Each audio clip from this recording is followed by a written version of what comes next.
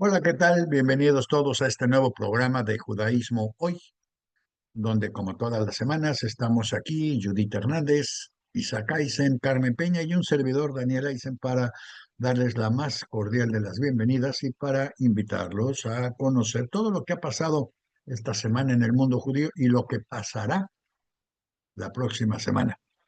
Em, pero antes, ¿qué les parece si empezamos por el principio? Empezamos por las efemérides para recordar qué es lo que ha pasado y ver qué es lo que vamos a repetir. Bueno, vamos a ver. Esta semana, el 15 de noviembre, nació Deborah Gale Clayman. Deborah Klein, Clayman es conocida como la salvadora de especies en extinción porque ella encontró la manera de salvar, de salvar a especies que estaban en extinción y gracias a ella, osos, leones, ballenas, todo tipo de animales están siendo rescatados gracias a las técnicas que ella inventó. Otro, el 16 de noviembre, que usted no lo crea, mientras había una marcha en la Ciudad de México, era el Día Internacional para la Tolerancia, que parece que, bueno, por lo menos allá no se celebró mucho. En fin, el 17 de noviembre también hizo su primer vuelo el avión Mirage, creado por Dassault. Y para quienes no lo saben, este avión hizo su primer vuelo en 1956. Quiere decir, fueron 10 años, 11 años después de la terminación de la Segunda Guerra Mundial. Y Dassault, para quienes no lo saben, era sobreviviente de Buchenwald. eh, y realmente creó este avión para defender a las democracias de los siguientes ataques. Y gracias al Mirage fue que Israel pudo ganar la primera, la guerra, bueno, la del Sinaí y después la guerra de los 6 días. En fin, el 18 de noviembre, fíjense lo que es cuando uno dice, unas cuantas personas no hacen diferencia, pero fíjense que 300 clérigos empezaron la gran rebelión de las cruzadas. 300 clérigos, eso fuera todo. 300 se juntaron y empezaron las cruzadas. ¿Y sabe por qué lo empezaron? Bueno, pues en realidad es muy sencillo, porque el rey de Constantinopla los llamó y les dijo, es que necesitamos ayuda aquí contra los otomanos. Y entonces ellos inventaron que la mayor um, prestación que podía hacer un católico a su iglesia era rescatar Jerusalén. Esa era la máximo donativo que podían hacer. Y entonces juntaron un montón de aristócratas europeos con estos 300 clérigos e iniciaron las cruzadas que durante los siguientes prácticamente 800 años trajeron destrucción y muerte a todo el mundo.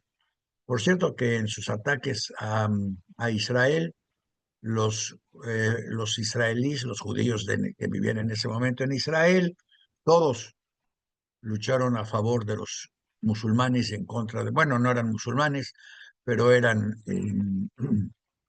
maometanos y todos lucharon en contra de las cruzadas porque los cruzados eran unos verdaderos salvajes, tan salvajes que muchos decían que, bueno, ¿para qué se van hasta Jerusalén a liberar un pedazo de tierra ahí lejano que nadie puede liberar de todos modos? Y entonces decidieron que el siguiente mayor beneficio que podían hacer era saquear y matar a judíos en los pueblos por los que iban pasando, y así se empezó la historia de prácticamente el Kiddush Hashem, donde los judíos juraban que venía el fin del mundo porque estas gentes arrasaron por donde pudieron con las comunidades judías en Europa Occidental y Europa Central. Nada personal, era simplemente, pues ya estaban armados, ya iban a buscar dinero, no era una economía, imagínense la economía de la Edad Media que no existía básicamente, y la única manera de hacerse de propiedades, de dinero, de objetos, pues era matando a los que ya los tenían, y no importa si eran ricos o pobres, nada más habría que matarlos y pues los mataron. En fin, eso fue la historia de las cruzadas, la última de ellas, de los miles de niños, que eran todos, pues todos los, ¿cómo resuelve uno los problemas? De tanta gente que murió, había un montón de huérfanos, que nadie educaba y que nadie alimentaba y que nadie nada. ¿Cuál fue la solución de la iglesia? Pues fue muy fácil. Los juntan a todos y hacen una cruzada de niños y los mandan a todos estos niños a luchar contra los maometanos. Ya se pueden ustedes imaginar el resultado que hubo de estas matanzas y por qué hay tantos güeritos ahorita en Turquía. Bueno, pues porque ahí los agarraron de esclavos y ahí se quedaron estos niños. En fin, esas son las historias que usted no ha leído probablemente de las cruzadas. También usted quizás no sabía, pero el 19 de noviembre de 1988, Alter Moishe Goldman fue admitido finalmente en la Legión de Honor francesa, a la cual debió haber estado desde la Segunda Guerra, pero hasta el 88 fue que el ejército francés finalmente reconoció que Alter Moishe Goldman, a pesar de ser judío, podía estar en la Legión de Honor francesa. También falleció Emma Lazarus. Y Emma Lazarus, usted no sabe quién es a lo mejor, pero Emma Lazarus es una judía sefaradí que fue la que escribió el poema que está bajo, bajo la Estatua de la Libertad. Afortunadamente, murió, bueno, en 1887, pero no tuvo que venir a ver lo que pasó con su poema, porque ahora su poema ya perdió absolutamente toda validez. Denme a los pobres, no. Denme a sus desesperados, no. Denme a sus ricos, denme a sus blancos, denme a sus sudafricanos, pero no me den a nadie más. Es la cantata que hoy tiene. Deberían de cambiar el poema para poner las nuevas frases de Trump hoy ahí bajo la Estatua de la Libertad.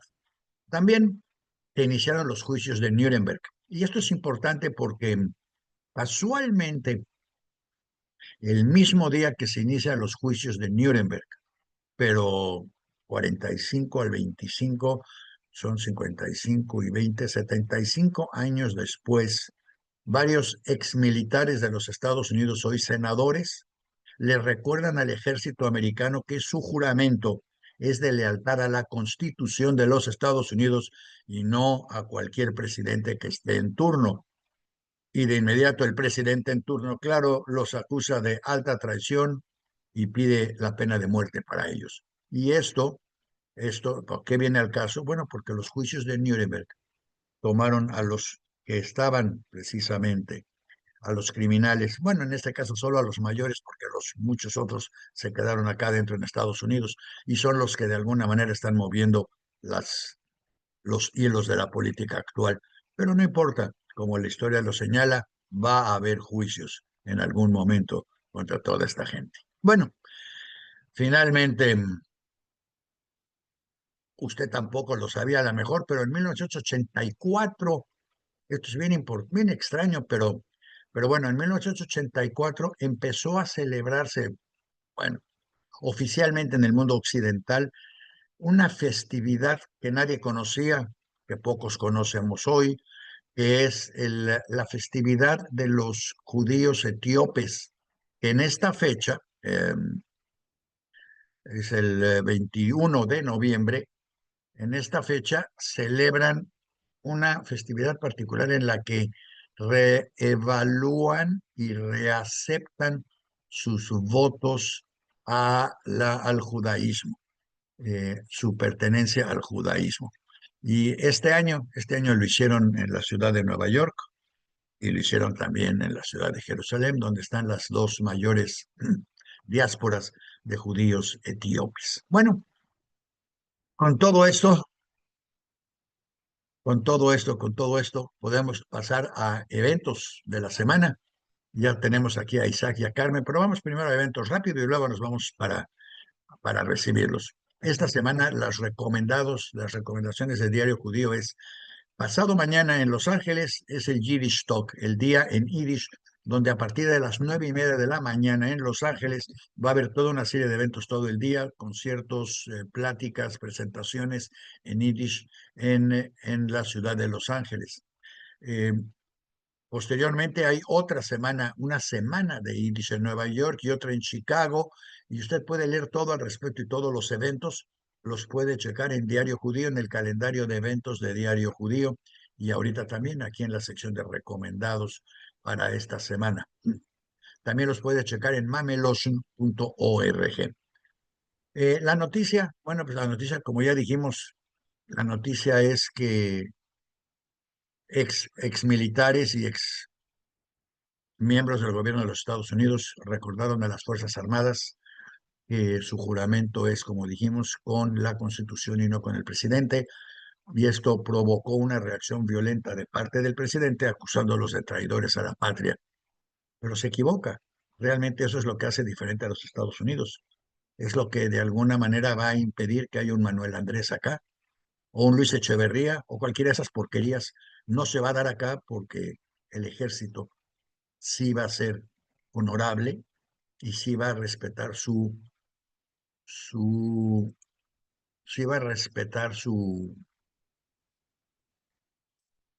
juramento de lealtad a la Constitución y al sistema gubernamental que maneja, que demuestra, que mantiene a los Estados Unidos. Bueno, la canción de esta semana la puede usted ver en Save the Music y también en recomendar. Es una canción muy particular, se llama Dos Zangle y fue escrita por nada menos que Hirsch Glick.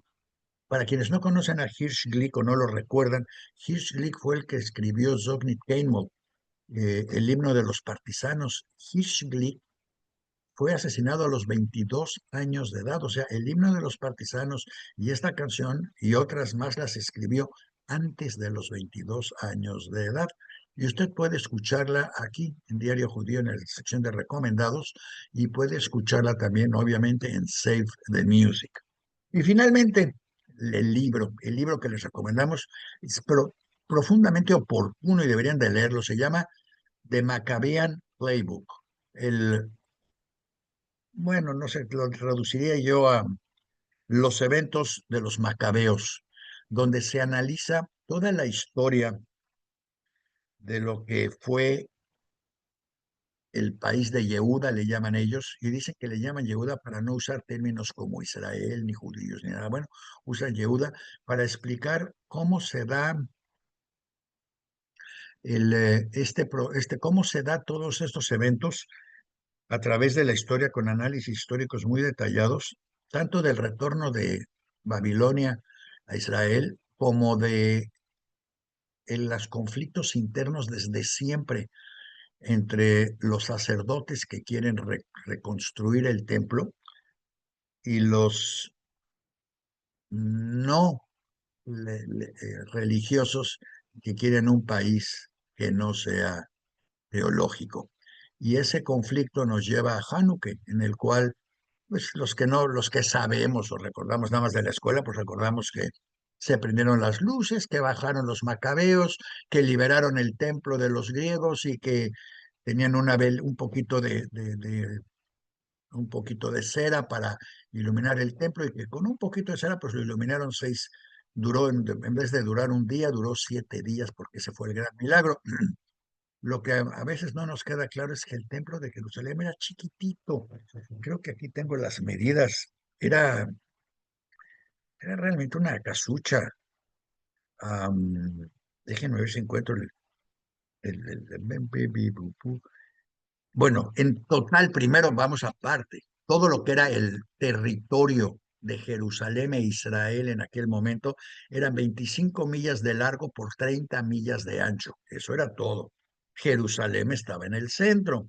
Y Jerusalén medía, ahorita si lo encuentro se los doy, pero lo importante es que el templo era chiquitito, las velas se prendieron y los macabeos no bajaron a matar griegos, mataron a matar a lo que hoy llamaríamos los miembros de Betel, así en México de Betel. Bueno, también en Estados Unidos es Betel, o sea, de los que ellos llamaban los asimilados, los griegos, porque vestían como griegos, hablaban griego, eh, le iban en realidad en las guerras locales, le iban a los griegos, creían en la filosofía griega, la cual eh, eh, aprendieron y tradujeron en el Talmud posteriormente, y bueno, aquellos bajaron con su teología de la montaña y los mataron, y tomaron el poder y luego tuvieron sus monarquías, los hashmoneos, que además resultaron una tragedia y que terminaron siendo la razón básica para la destrucción del segundo templo. En fin, esa es la fiesta de Hanukkah, pero no dejen que yo se las eche a perder. Lo sabroso de Hanukkah es que hace frío, que se comen latkes, que se prenden las luces, que nos damos regalos. Y en Estados Unidos, pues fue especialmente famoso. Bueno, en Europa era muy famosa Hanukkah porque era un poco de calor y un poco de comida caliente a la mitad de los inviernos horripilosos. Y en Estados Unidos, de alguna manera, permite convivir Hanukkah con Navidad. Unos dan unos regalos, otros dan otros regalos, pero nadie se siente mal porque unos les dan a los otros y se van intercambiando y todos pueden cumplir con sus tradiciones sin prestar mucha atención al origen o significado real de las festividades en ambos casos. Y yo pienso realmente que estas festividades, cuando se manejan secularmente, son buenas festividades porque permiten que nos juntemos, celebremos, pasemos buenos ratos. Realmente yo celebraba mucho andar caminando en México entre santos peregrinos y tomando chocolate caliente y todo eso, porque pues, realmente la pasábamos muy bien. En fin, espero que todos ustedes también la pasen muy bien y si quieren conocer qué fue la historia que llevó primero a la reconstrucción y luego a la destrucción del segundo templo, lean este libro de Macabean Playbook que está en la parte de recomendados de Diario Judío. Y ahora sí, tenemos aquí a Carmen, tenemos a Isaac, bienvenidos. Hello, hello. Hola Carmen, ¿cómo andamos? Oye Daniel, nada más importante comentar que en México se llevó a cabo el evento de bueno, en conmemoración de los 60 años de la Nostra Aetate, que se Así firmó es. hace 60 años en octubre, finales de octubre. Pero bueno, acá en México esta semana se conmemoró, se hizo un evento muy interesante donde estuvieron principales figuras de la Iglesia Católica en México y por supuesto de la comunidad judía en México. ¿Recuerdas el año en el que se firmó? Pues hace 60 años, Muy debe bien. ser A el ver, sesenta y matemáticos, cinco por ¿Perdón? eso, sesenta y Ok, cinco bueno. Quiere decir que desde 1095, 1965 sí, ok, desde 1095 sí, hasta 1965, sí. por falta de esa cartita, las masacres eran perfectamente válidas porque podían salir Exacto. los cruzados a matar a aquellos que mataron al Señor. Y solo 900 años después lograron parar por lo menos aparentemente esas matanzas. Bueno, no ha habido ya matanzas de esas, ya no las había habido hace rato. La iglesia tiende a llegar tarde casi siempre a los principales Bueno, eventos, pero qué bueno que llegaron. Finalmente llegaron y con eso por lo menos se pone punto final a la afirmación de que los judíos mataron a Jesús y que son culpables ad infinitum por la muerte de Jesús, porque no es cabe que los hayan. mencionar que la Nostra Aetate no solo habla con la relación con el mundo judío, sino habla de la relación del mundo cristiano con todos los no cristianos. O sea, no es únicamente hacia el mundo judío, aunque hacia ahí se ha ido mucha referencia, aunque recordemos que las cruzadas también fueron contra los moros y contra los árabes en todos esos sentidos, Daniel. Entonces, No fue, la sí, fueron, pero Nostra, no por cosas. Fueron contra los moros porque ellos eran los que estaban a punto de exacto. conquistar Constantinopla. Sí, Tal, que finalmente conquistaron.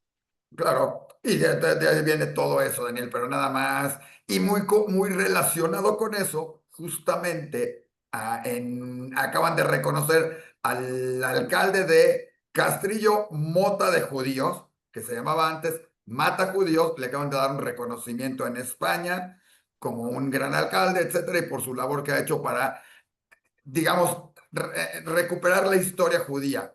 Digo, de cambiarle el nombre, recordemos que que la ciudad, la zona se llamaba Mata Judíos y ya le cambiaron hace tiempo a Mota de Judíos. A Digo, los que les suene raro el nombre, déjenme sí, recordarles que en México hay un pueblo que se llama Matamoros. exacto, ese es el Entonces, otro. no es, quiere decir, estos españoles realmente eran buenos creando sus nombres Sí, y sanguinarios además. ah, Entonces, bueno, vamos a para que cambiarle quede, Matamoros.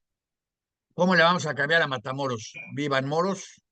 pues no, pero sigue llamándose Matamoros y nadie se acuerda ni entiende de qué viene. Pero por lo menos la de España, Daniel, ya le cambiaron hace años y tuvimos el gusto de Sí, y el publicarlo, señor, ponerlo y además, estar el ahí. alcalde es muy simpático. Yo tuve oportunidad de desayunar con él una vez. Es muy simpático, muy bonachón y muy claro en sus perspectivas de que para desarrollar matamoros, digo matajudíos, digo Mota de judíos. mota de judíos, la mejor opción era generar buena voluntad y traer turismo a un pueblo abandonado, porque Bueno, hay tantos pueblos para abandonados en dejar a España, Carmen, Daniel, les que invitamos este a que la funcionó gente muy lea bien. todo esto en Diario Judío. Diario Judío van a encontrar lo último sobre el alcalde, todas las historias de de esta zona, de este poblado, de estas ciudades y todo lo referente a la Nostra Aetate y al evento que se dio en México al respecto y su importancia que tiene en las relaciones entre ambos comunidades. Grupos, ¿Mandé? entre ambos grupos. Exacto. Cosa importante, supuestamente unos tendrían que estudiar sobre los otros. Esa es una de las partes que viene mencionado en Estra Nostra, en las escuelas y en todo. Creo que no es algo que se cumpla muy fielmente en ninguno, pero por lo menos la parte de nos respetamos, nos queremos, trabajamos, existimos y cada uno tiene su derecho a existir, por lo menos reconocido por el Vaticano y por la Bueno, Iglesia, mira, ya es yo una creo que gran esto, ventaja. yo creo que en función a nuestra etate fue que la Iberoamericana generó todo su departamento de judaísmo, que es bastante bueno y que ha dado cabida a mucha gente para hacer estudios ahí sobre judaísmo y a dar clases y todo en un departamento bastante bueno sobre estos temas. Entonces, qué Pero bueno que bueno, se da, qué bueno que para quienes le quieren quitar importancia, no le quiten importancia. Si hubieran dicho una sola frase negativa, mueren los judíos, habíamos hecho un súper escándalo. Entonces, si aquí dicen no mueran los judíos, hagamos un escándalo, aplaudámoslo, gocémoslo y compartámoslo con todos los demás. ¿Y qué nos trae hoy Carmen, Isaac? no sé, pero nos platique Carmen, para eso está Carmen, ella que cuente, ¿no? ¿Verdad, ¿Está Carmen? Carmen? ¿Dónde está Carmen? No la puedo ver. A ver, voy a seguir cantando a menos que aparezca Carmen, se los advierto. No sé si se salió Carmen o algo, porque no la veo, Daniel. Bueno, tenemos que comprarles una buena conexión de internet a esta gente porque no podemos permitir que esto siga siendo así. Vamos mientras a platicar de otras cosas. ¿Por qué no nos platicas un poco del concierto de Ramat Shalom en lo que aparece Carmen? Ese es otro evento que pasó en México. Porque ya está Carmen Peña acá, entonces dejemos que Bueno, Carmen nos perfecto. platique A primero ver, sobre todo eso. Ya está aquí Carmen. Espero que ya tenga su micrófono abierto, todo. a ver, aquí Carmen, ¿me da taquicardia? Aquí Carmen, ¿dónde estás? Está tratando de entrar. Ya está. No, está haciendo la finta, entra y se sale, entra y se sale. No, Como ya que, está. a ver, a la una. Ahí Ah, mira, está. que aquí Carmen, ya llegó Carmen. Hola Carmen, bienvenida. Hola. Ya te cambiaron el nombre, ya te pusimos Caqui Carmen porque como que juegas cardíacamente a que entro o no entro, me salgo, pero bienvenida. ¿Cómo están? Muy bien, ¿qué nos cuentas hoy, Carmen? Muy bien, pues hoy traigo una recomendación de un libro que me interesó mucho en el Sericum y que quiero compartirlo con nuestro público y que justo está para consultarse en nuestra biblioteca. Entonces, se me hizo un libro bien interesante, divertido, este, de sátira social y yo creo que eso es lo mejor. Por aquí lo tenemos en pantalla. Es el libro de Maus, la historieta de Art Spiegelman de Maus, que se me hace muy interesante. Yo quiero contarles un poquito la historia de Art Spiegelman y de este bello libro que en la actualidad está censurado en muchísimos lugares de Estados Unidos, que también se me hace preocupante. Entonces, pues si quieres, platicamos de este bellísimo libro. Y Por pues favor. bueno. Antes de hablar un poquito de Maus y de la historia del artista en cuestión, cabe mencionar que el cómic ha sido a lo largo de la historia uno de los elementos más importantes también para plasmar diversas ideologías y acontecimientos sociales. Por ejemplo, yo estaba investigando que en la Segunda Guerra Mundial el cómic era utilizado mucho, sobre todo con fines propagandísticos. Entonces, pues de ahí surgen nombres de cómics muy interesantes, como es el de Superman, ¿no? Por ejemplo, que se utilizó también para hacer, pues, cierta propaganda. Entonces, pues, el arte gráfico es muy utilizado sobre todo para dar a conocer, pues, estos procesos históricos de una manera, pues, ¿cómo lo podemos decir? Pues amigable. Y aquí tenemos entonces la historia de este libro, de este cómic, que va de la mano con la historia del autor, con Art. Bueno, para adentrarnos más a la historia, Art es un historietista de Estocolmo, nacido en Estocolmo el 15 de febrero de 1948. Él básicamente se mudó a Estados Unidos 3 años después de su nacimiento. Se muda a Estados Unidos y pues ahí encontró su gran pasión, que era el dibujo. ¿Y qué pasó? Nada más quería agregar, Él no te es que quiere te quiero yo interrumpir. interrumpir, pero él nació en Estocolmo porque sus papás eran sobrevivientes del Holocausto. A eso iba. No me estoy Déjala saltando hablar, nada. Daniel, Es que déjala. Carmen como sabe ya nos más. habías mandado a Estados Unidos, yo quería subrayar nada más que él vivió en su casa la memoria de eso. Qué bueno que Sí, vivió en su justo de casa, eso Daniel. quería hablar porque Mouse es muy importante, sobre todo para esto. Y bueno, les voy a dar el nombre completo de sus padres, que son Vladek y Anja, que eran judíos polacos sobrevivientes del campo de exterminio de Auschwitz, justamente, y que decidieron pues viajar al continente americano buscando pues una mejor vida y también a los últimos familiares vivos que tenían pues residían en Estados Unidos, entonces por eso es que también deciden irse pues para allá. Y bueno, pasado este tiempo, este Spiegelman comienza a publicar pues sus primeros trabajos bajo el seudónimo de Grant en la década de los 60, más o menos, cuando también estaba el auge del cómic, ya en los 60, bueno, en los 60 fue el auge de muchas cosas, ¿no? De la cultura pop, de la música, del arte, bueno, de muchas cosas importantes hasta la actualidad, pero pues tuvo que hacer una pausa debido a que sufrió una crisis nerviosa muy severa. Ya hemos hablado anteriormente de esto, de las repercusiones que tienen estas generaciones venideras después de los sobrevivientes del Holocausto, que hablamos de pues todo esto que vienen cargando, de sobre todo de los testimonios de sus padres, de pues todo esto que pues simplemente lo empezó a agobiar. Entonces, pues superada esta situación, pues empezó otra vez a retomar su carrera y empezó a producir historietas, historietas a gran cantidad. Y su carrera empezó a despuntar un poquito más. Él también empezó a encontrar en el arte su propio estilo, que es muy importante también. Sabemos que hay diferentes estilos de cómic, de dibujo, etcétera, ¿no?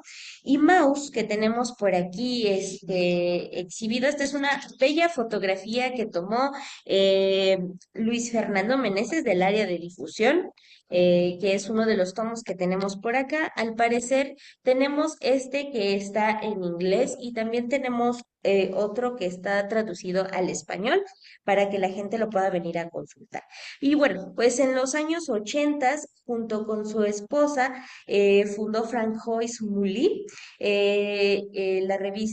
una revista llamada Row.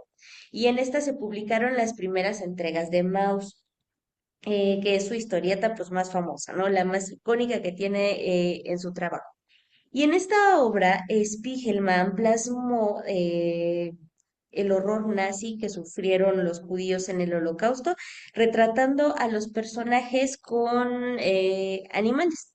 Por ejemplo, aquí podemos ver a Hitler como un gato que se la ve acechando. Los nazis eran representados como gatos.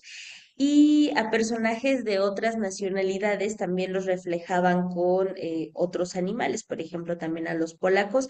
Por ahí hubo un tema bastante delicado porque los polacos pues no les parecía la forma en la que Spiegelman los estaba retratando en su obra y ahí hubo mucha polémica. De hecho, es una obra bastante polémica esta historieta. Como lo mencionaba hace unos momentos, la polémica traspasó todo y es por eso que esta historieta está censurada en Estados Unidos, me parece ser en Florida.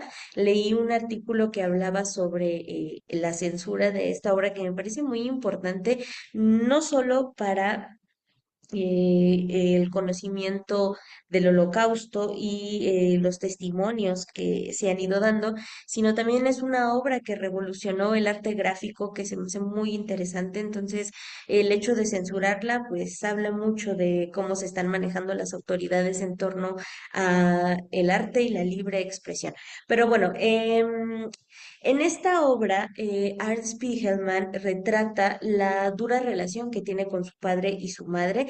Principalmente él da a denotar la problemática de ser hijo de sobrevivientes a la barbarie nazi. Como lo decíamos, él viene cargando mucho esto y decide sacar todo este dolor y estos sentimientos que viene guardando en esta bella historieta que tenemos por acá. Y bueno, a lo largo del relato, Art lo que creó fue un mundo que pues se envuelve con los sentimientos de terror que vivieron sus padres, porque él también plasma pues parte del testimonio de sus padres en esta obra gráfica. Entonces lo que hace en este libro es envolver al autor, perdón, envolver al lector para que sienta y viva como tal esos terrores, retratando a los judíos en este cómic como ratoncillos que se ven huyendo por la persecución de este gato que representa a los nazis como tal, ¿no? Pero pues también parte de esta obra narra la esperanza de cada ratón de no dejar morir sus memorias, de sobrevivir como tal, de tener una esperanza. Y pues bueno, es una obra magnífica, me parece muy bien llevada. Yo estuve hojeándola aquí en el centro de documentación y la verdad que es bellísima. Es bellísima, tiene unos gráficos muy padres, de verdad que te envuelve la historia, tiene una lectura muy sencilla, o sea, es una lectura que no se hace pesada. Hay libros del Holocausto que por su mismo tema son a veces muy complicados de leer, muy complicados de llevar, pero me parece que este cómic es muy sencillo de leer, y pues muy llevable, sobre todo para las personas que empiezan a tener un acercamiento a la historia del Holocausto. Es un libro, es un cómic muy bueno y sobre todo te atrapan los gráficos y cómo va desarrollando a través de el diseño esta pues historia que es muy difícil de contar. Bueno, gracias al éxito que se supuso esta serie de Maus, que fue recopilada en forma de libros, en dos tomos, que el primero se llama Mi padre sangra historia, que se publicó en el año de 1986, y luego salió otro que se llama Allí comenzaron mis problemas, de 1991, y la obra completa consta de 296 páginas. Y por acá tengo una fotito que también, bueno, aquí está Art, él es el creador de este cómic. Y aquí tenemos un poquito de los gráficos que pueden ver en este cómic que está bien padre y súper interesante. Para quien quiera consultarlo, en el Serihum lo tenemos en español y en inglés. Y como saben, también tenemos el trabajo de digitalización, o sea que se les pueden digitalizar algunas páginas para que puedan verlo, pero también lo pueden conseguir fácilmente a la venta en diversas plataformas. Yo lo vi por ahí en Amazon porque yo me lo quiero comprar para mí. Diario Sí. Judío. En Diario Judío está en recomendados de hoy, ya lo pusimos. Ah, muy bien. Pues bueno, Oh, Ya pueden ahí mouse comprar aparte. mouse en Diario sí. Judío. Esa me Muy bien, me defiendes. parece muy bien. Sí, Isaac. Parte del libro, y lo más curioso es que el libro fue en Tennessee, me parece, fue censurado muy fuertemente, pero no por el Ujú. contenido de la historia y de de los temas que hablaba, sino por las imágenes, o sea, en la cabeza de la Por los gente lo que les gráficos, molestaba claro. era la Ujú. desnudez de los ratones, ¿sí? Y que había escenas violentas. O sea, dentro de todo eso fue, la Junta Escolar fue la que consideró que era muy grave mostrar escenas donde había ratones desnudos que representaban a los judíos, cabe mencionar, pero, o sea, eso es lo curioso, ¿no? Sí, Y, claro. y no por el Bueno, contenido y bueno, no por lo que sucedieron, ¿no? Sí. time, porque hoy salió la nota, me acaban de informar, hoy salió la nota de que el Departamento de Seguridad Nacional de los Estados Unidos, que incluye a la Guardia Costera, rebajó, antes estaba prohibido tener svásticas y ese tipo de señalamientos porque eran divisivos. Hoy, gracias a que la administración Trump decidió revisar todas las reglas que hay dentro de Home Security y todo eso, decidieron que si el comandante cree que la exposición de svásticas pudiera ser divisiva, podría prohibir que se hiciera su demostración públicamente, pero que esto no implica que no pueda estar en las casas de los soldados o en sus casilleros o en lo que sea. O sea, esto de Maus, sobre todo en Florida, sí tiene una connotación dramáticamente política. Recordemos que Estados Unidos, desde antes de la guerra, tenía aquí a los Ford y a los, ¿cómo se llamaba el señor este que volaba aviones? Se me fue el nombre. Ay, bueno, todos los industrialistas Boing. americanos, ¿mande? Bueno, todos los industrialistas americanos realmente apoyaban a Hitler y a sus reformas de eliminación de sindicatos, de trabajos forzados, de todas esas cosas, les fascinaba. Y la bolsa de valores americana subió como loco durante esos años y todos realmente le iban a Alemania. Y durante esos años muchos nazis creados localmente y otros traídos estuvieron acá. Durante la guerra, la IBM fue un punto fundamental y central en el manejo de la maquinaria nazi para la eliminación no solo de judíos, sino de judíos, polacos, socialistas, comunistas, gitanos, morenos y a quien se les cruzara en el camino. Tan lo fue que al terminar la guerra, la IBM casualmente transfirió de inmediato su central que estaba en Múnich, la transfirió a Checoslovaquia y dijo que qué bueno que ya los habían liberado, porque ellos de ninguna manera estaban trabajando en Alemania, pero vale la pena notar que después de terminada la guerra, todavía llegaban trenes a Auschwitz, porque habían sido enviados, ordenada su salida desde los cuarteles o desde las oficinas de la IBM, que los tenía programados para salir de tal ciudad, de tal ciudad. Estos últimos trenes pues ya salían vacíos, pero no dejaron Ujú. de salir porque llegaba la orden a la estación de trenes. Es decir, los nazis no llegaron a Estados Unidos después de la guerra, llegaron muchos, claro, y siguen ahí. Y en esta administración están adquiriendo una posición, eh, están adquiriendo una posición más, más predominante que en otras anteriores.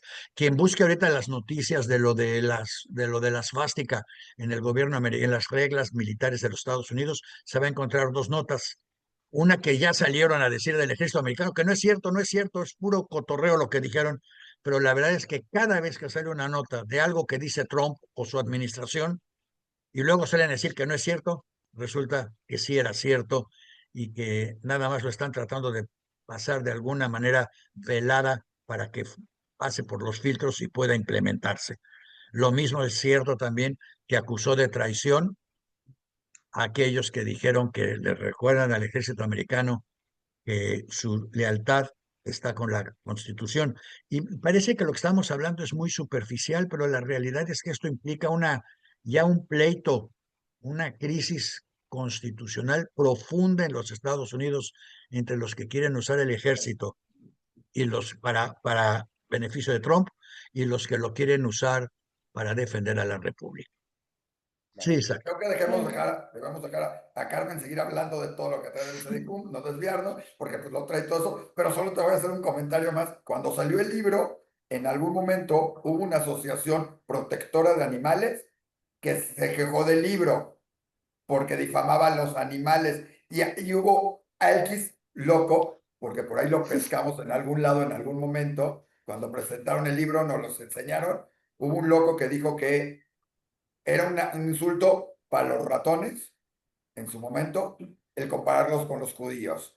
En ese sentido fue alguna declaración de alguien, ya sabemos, no importa nada de esto, pero fue de esas declaraciones en una de las presentaciones del libro que se quejaron, pero hasta la Asociación Protectora de Animales le dio la vuelta en su momento, o sea, alguna asociación, ¿no? No digo cuál en general, pero alguna. Entonces fue un libro que generó por la manera, hubo otros que se quejaron porque como desvirtuabas el estudio a volverlo un cómic cuando tenía que ser un tema serio y por supuesto todo lo demás y los temas. Cabe mencionar que dentro del texto de lo que se declaró en Tennessee se comenta que hay 8 palabras vulgares en el libro, 8.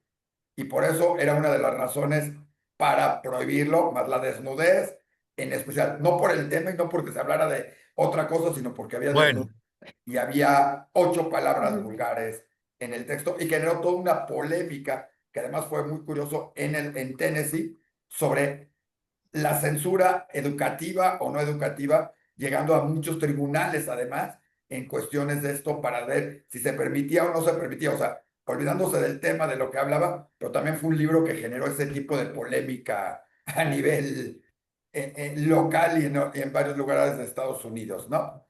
Pero bueno, lo pueden buscar por ahí todo, ¿no? Pero sigue Sí, Carmen. pues fue de verdad un cómic revolucionario. Yo creo que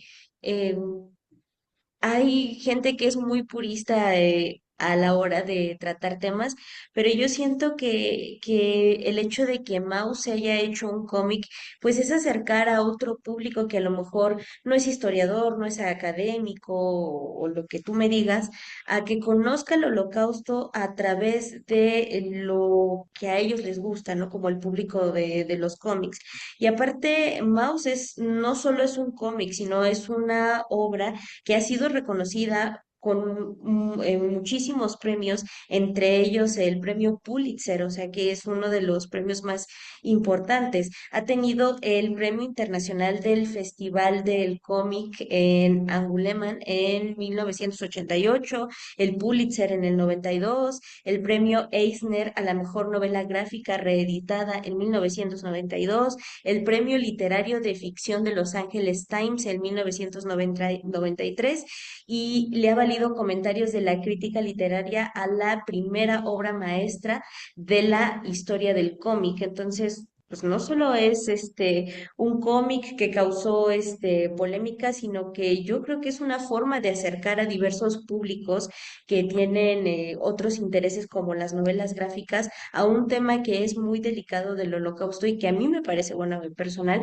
que fue realizado de una manera magistral en un cómic que refleja muchísimas cosas, no solo lo que viven los hijos de sobrevivientes, sino también testimonios de mucha crudeza que, como lo dice Isaac, son llevados también a la crudeza visual con este cómic. Entonces a mí me parece una obra espectacular que cualquier persona puede acercarse a leerla y que, como le dije, es muy sencilla de leer, es sencilla de leer y es de un tema muy complicado, pero es bellísima. A mí me parece que es muy buena, muy, muy buena. Oye, además precisamente porque es, muy adelantada es porque hoy en día queremos estas cosas gráficas más que escritas. En una época se escribió en un momento en el que la gente decía, es que hay que leer, no hay que hacer cómics. O sea, los cómics eran reservados para las caricaturas de los domingos en la mañana en el periódico.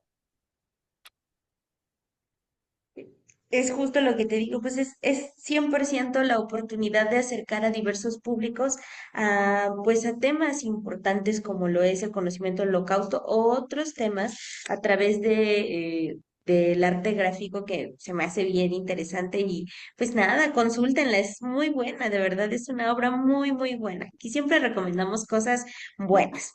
Vayan al Cedijum a leerla, siéntense entre todos los libros del Cedijum y que lo lean ahí. Y aparte le dan un recorrido a la historia en todo lo que tienen ahí. Es lo que hay que hacerlo. Digo, aparte busquen los comentarios y todo en Diario Judío, pero vayan al Cedijum a leerla, vale la pena. Es un buen lugar para leerla, se le echan en un ratito y de paso recorren los archivos, ven el templo, ven las instalaciones, se ilustran y agarran uno que otro libro más para después, ¿verdad? Claro que sí, con muchísimo gusto. Muy bien. ¿Algo más? No, oye, Nada conste que dije más. que vayan a ver el Sedijume el libro y no les dije, y dije que vayan a ver las instalaciones y todo, y no dije que vayan a ver a Carmen, porque si van a ver a Carmen, luego nos las interrumpen y no puede preparar y no puede entrar a los programas de los viernes. Entonces, vayan, vean el libro, pero a Carmen déjenoslas para que pueda preparar y estar los viernes con nosotros.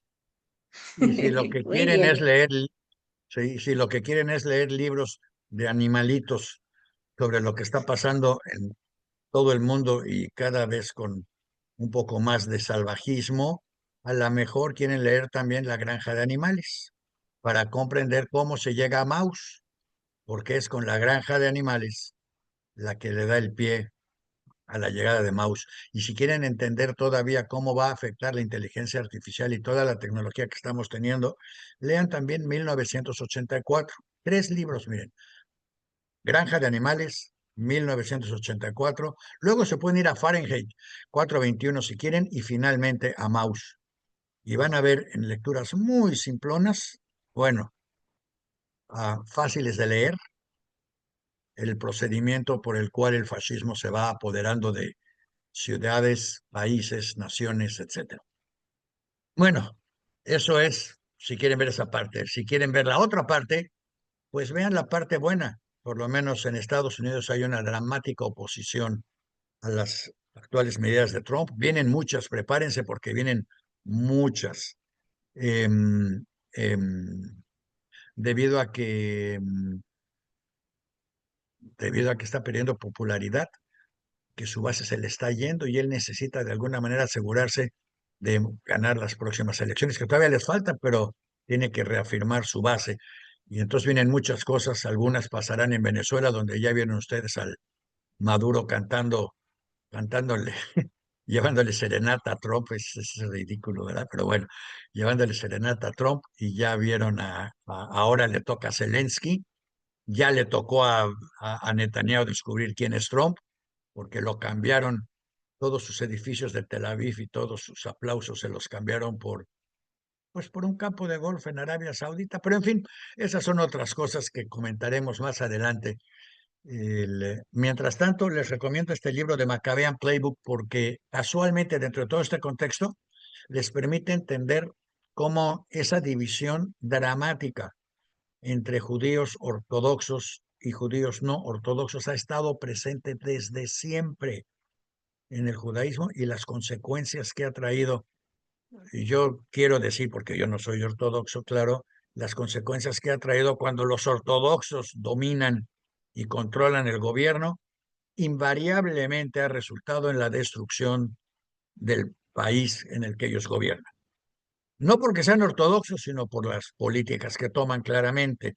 Pero a lo mejor habría que volver a leer todo este asunto y volver a entender cuando aún hay tiempo de salvar a esa nación antes de que caiga en la repetición de la historia que Einstein tantas veces repitió. Einstein, cómo insisten en repetir lo mismo y luego esperar un resultado diferente, ¿verdad?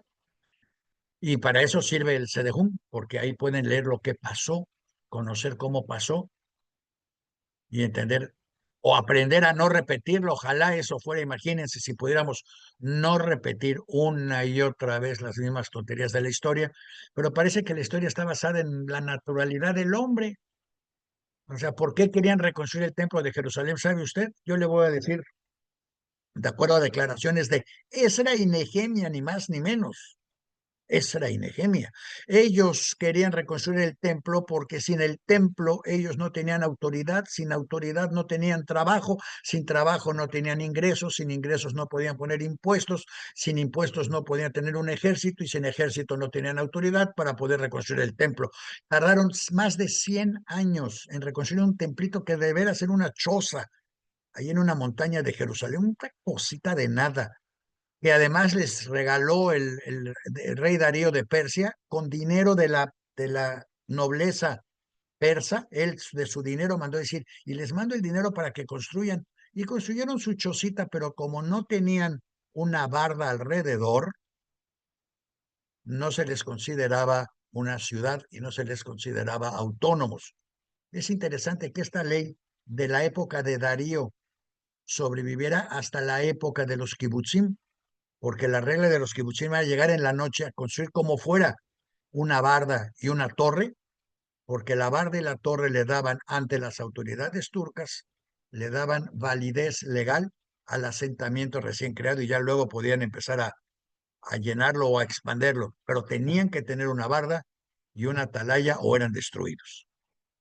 Y con eso regresamos otra vez, fíjense, desde el año 600 antes de Cristo regresamos al 2025 y seguimos en las mismas.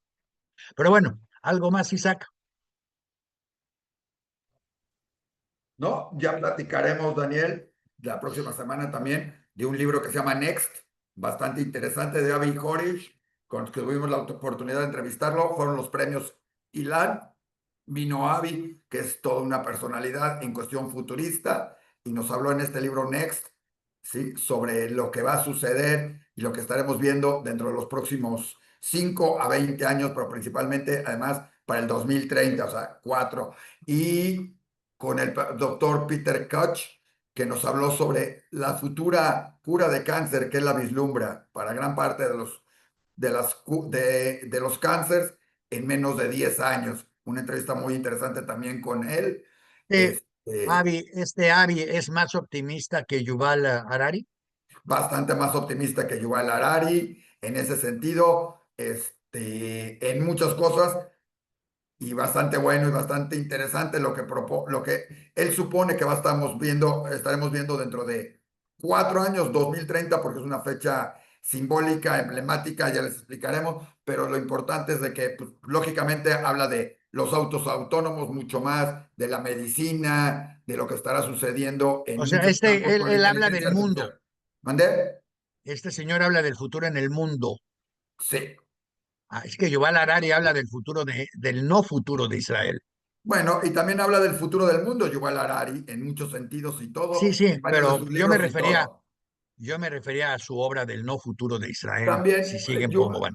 Avi también habla del futuro de Israel y de todos los aportes y de todo lo que va a estar viendo, pero principalmente y de lo que siguen dando. Lo mismo que el doctor Peter Koch, que él pronostica que gran parte de esa solución al cáncer vendrá de ciertas universidades y ciertos estudios en Israel, como puede ser en México, como en Estados Unidos, principalmente para el cáncer, porque es parte de lo que él está trabajando también en estas investigaciones para las curas del cáncer, pero eso lo tendremos si quieren para los próximos programas y de este libro Next que ya estaremos teniendo, que ya tenemos uno para ti, Daniel, aquí guardado, Muchas para que gracias, lo muy tengas. bien. Guárdamelo bien, vaya, lo leeremos y mándame y vamos viendo, vamos preparándolo para la próxima semana. Por hoy no nos queda más que agradecer a todos su atención a este programa. Esperamos haberles dado suficiente material para disfrutar, pensar, enriquecer su semana y prepararse porque ahí vienen, ya vienen casi las fiestas y las vacaciones, que como le dije, nomás ignoren la base de las festividades y celébrenlas y disfrútenlas como si fuera poder aprovechar Oye, un poco, perdón. y de eso, Daniel, de las festividades de Hanukkah, los invitamos a que busquen, y ya lo traeremos otra vez, el programa del año pasado sobre Hanukkah con el rabino Marcos Jalif, que habló de un Hanukkah muy diferente, con estas historias que cuenta Daniel, con esta lucha entre los griegos, los judíos griegos, Sí, y toda esta historia de qué fue lo que sucediendo con los macabeos y todo. Muy recomendable el programa del año pasado. Lo traeremos otra vez, pero para que lo tengan a la vista. Que les quede para aclarar nada más, los judíos griegos hoy los llamaríamos los judíos occidentalizados. Los judíos de Tel Aviv o cualquier judío de Estados Unidos, Francia, Alemania, México, Argentina, esos somos los judíos que ellos llamaban los judíos griegos, de los que los hasmoneos salvaron el templo de Jerusalén. Entonces, bueno, pues con ese pensamiento tan agradable, los dejamos para que piensen si quieren seguir siendo judíos occidentales y defenderlo, porque ahora sí, llegó el momento de defender el judaísmo secular y al judaísmo no ortodoxo para, en su defensa, defender también probablemente la sobrevivencia y la existencia del Estado de Israel. En fin, ya les contaremos la próxima semana este tema. Hoy quiero agradecerles a todos nuestros oyentes por acompañarnos y recordarles que pueden vernos en vivo en Facebook de Diario Judío y no olviden suscribirse a diariojudío.com para estar al tanto de todas nuestras novedades y contenidos exclusivos. Y a los shorts de Judaísmo Hoy, que son extraordinarios, Judaísmo Hoy en YouTube, desde donde todos los días les enviamos un, un minuto, un corte de un minuto sobre Judaísmo Hoy, gracias a la producción de Judith Hernández. Eh, y ese minuto les va a dar una sensación de conocimiento y de satisfacción muy interesante. 60 segundos para conocer y recordar su historia y todo es gratis. Suscríbanse en YouTube, Judaísmo Hoy en YouTube. Y si quieren seguir explorando más sobre estos temas y sobre el judaísmo, no olvide suscribirse a nuestro canal de YouTube, Judaísmo Hoy MX.